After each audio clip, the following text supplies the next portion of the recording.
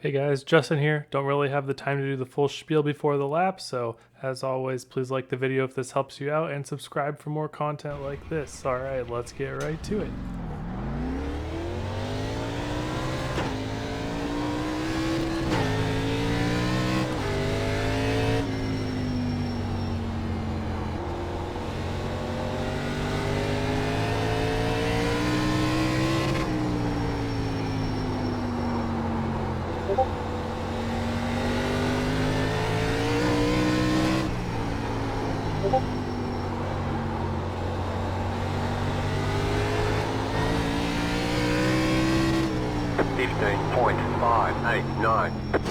Alright, so let's take a look at that.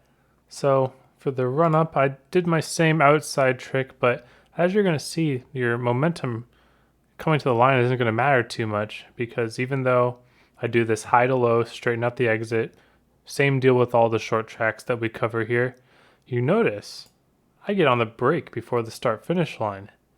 And this was my line. There might be lines where you can brake after the start finish line, but really what I found was the best way to do it was to start braking a little bit before the start finish line and aim immediately at the bottom of the track and try to hook the apron with your left sides. Maybe not quite touching the apron, but at least on the yellow line. So we'll see here. I get on the brake, so this is about 40%, I would like to say.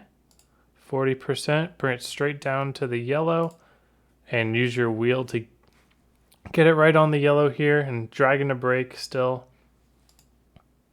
And we just keep it patient all the way along the yellow line. You see I'm painting that yellow line. You can't really get much closer than that. So touching the apron, you're gonna lose a little bit of time. It's not the end of the world. And then staying a little bit outside is also not the end of the world. You're just gonna be a little slower and maybe have a chance to lose your rears a little bit.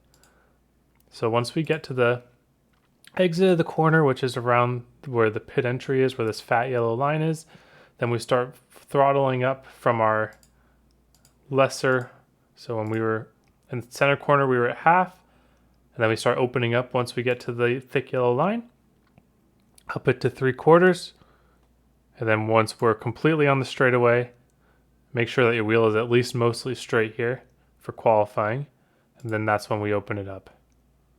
So you see I lost a little bit of speed because I was sliding a little. And the reason I was sliding a little was because that I was full throttle with the wheel turned a little bit. But with the angle that I took, that's pretty par for the course. You're not going to get too much better of an exit than that with that angle.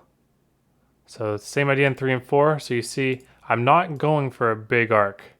So that's what was my first thought, was like maybe a big arc would work here because you can keep up more speed. But really, you can keep up as much speed as you want on the outside, but then your tires will start sliding and then everything's ruined. So instead, we're going to be diving to the inside early, using our brake to get us there, and then kind of rolling around the corner at partial throttle, making sure our lefts are right on the yellow. Very similar concept for both corners. So you see we get down to the yellow very early. Keep it right on the line.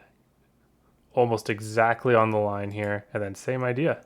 Fat yellow line. Up the throttle. Straight away. Our wheels straight again. Full throttle. And it'll get a little loose if we push. But the extra little push is what you're going to need to get those couple extra hundredths. But if you do that without pushing too hard and risking spinning out too much, you can get an easy 0.6 with this. And I think that'll be pretty good for the race. All right, so I didn't do a race because I had to film this ahead of time because I won't be in town for this race, but I was able to do a bit of a long run here, and I have some good observations that I think will carry over to race. So let's go to that.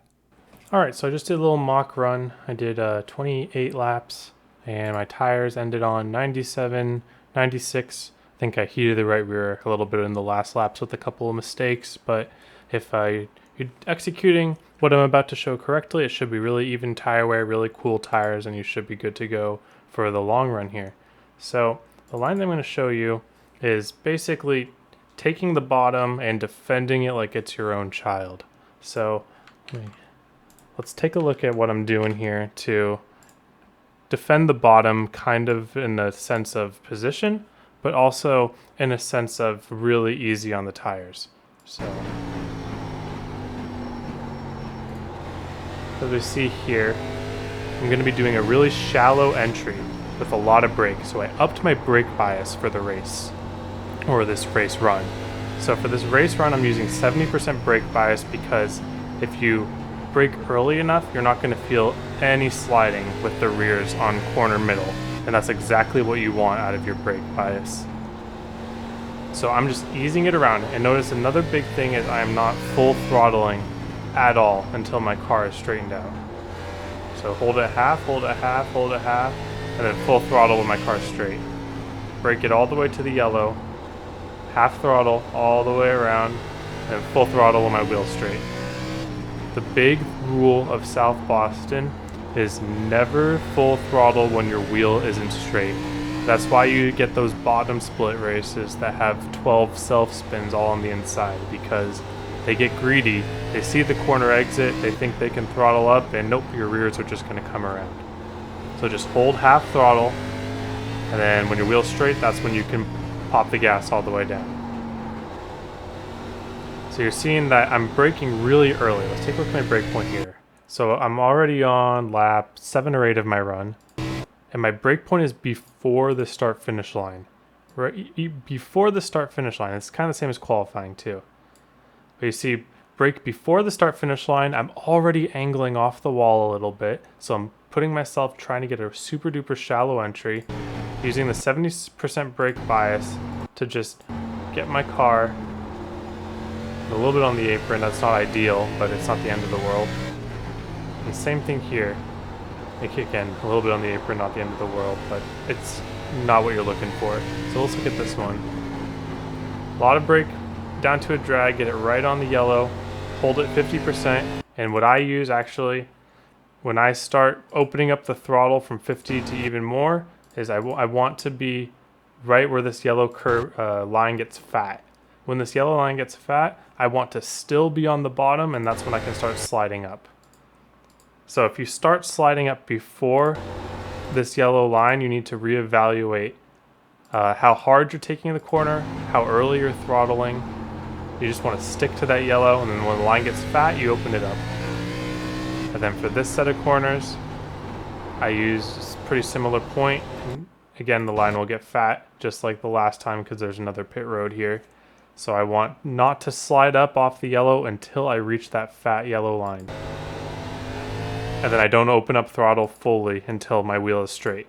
So you see I go from half to 3/4 to full because my wheel is straight. And I'm running 15.76 on lap 7, I believe that is. So you really can maintain your speed and not hurt your tires, because this looks slow on first glance. But I promise you, in the race, there's going to be a lot of people overdriving. Overdriving entry is going to be very common. But you just want to take your time with it. Don't let the people behind you spook you. You see I'm running sub 16 seconds all the way up until lap 23, 22, 23, something like that. And it's just because my tires are not getting hot, they're not wearing. Now it's easier said than done to maintain this pace with a bunch of cars breathing down your neck. But this is the ideal scenario. When you have a little bit of breathing room, when you want to cool down your stuff, but still not lose a ton of time, just get on the brake early, get it down to the bottom, and be patient. And you notice you don't hear my tires at all. I'll shut up for a second. Let's listen to the tires.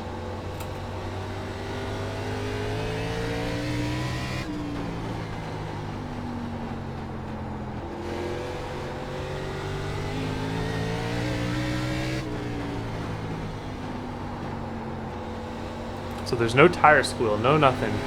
You can't hear anything about tire heat, tire wear. It sounds beautiful really for tire saving perspective, and we're still in the 15.7s. So it's really doable to run fast, consistent lap times without heating up your tires. And you see, it just takes one mistake, and I'm gonna show you my one mistake here. because once you heat up your tires, you're going to pay the penalty for multiple laps. That's what's so high stakes about this tire saving and tire heat management in particular. So listen to this.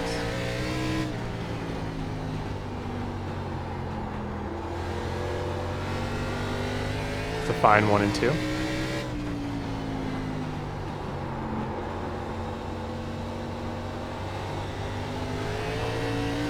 Little slide there. That slide compounds into me missing 1 and 2. Horrible on the tires. And now everything's sliding. Suddenly, I had the most stable car in the world. It took 1 lap, and everything's sliding now. And it caused me to slightly overdrive. And now suddenly I'm not driving as smooth as before. And it just takes 1 slip up. That's what's so crazy about these tracks, is that 1 little slip up of your tires and your job is going to be so much more difficult. This is in the span of 3 laps. My tire wear didn't change dramatically. It was the tire heat. And suddenly the car is undrivable and I end the run. So there you go. That's the importance of saving the heat in your tires. And luckily you can do this while still having decent pace. And that you're really going to thank me on the long run when you're able to execute this, be patient. They're probably not going to be able to pass you if you hug the yellow line the entire lap. Like, where are they going to pass you from? So, really, I don't know what they can do about it. And you're probably going to be making your way forward even if that's the case. So, consider that. Early braking, hug the yellow, really wait a long time on the yellow. Don't throttle up too early. Don't be overly aggressive on the throttle. Don't full throttle with your steering wheel with any turn in it.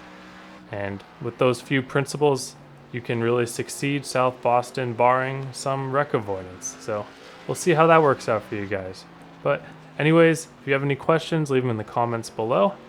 I hope you all have a wonderful day, and I'll see you all on the track.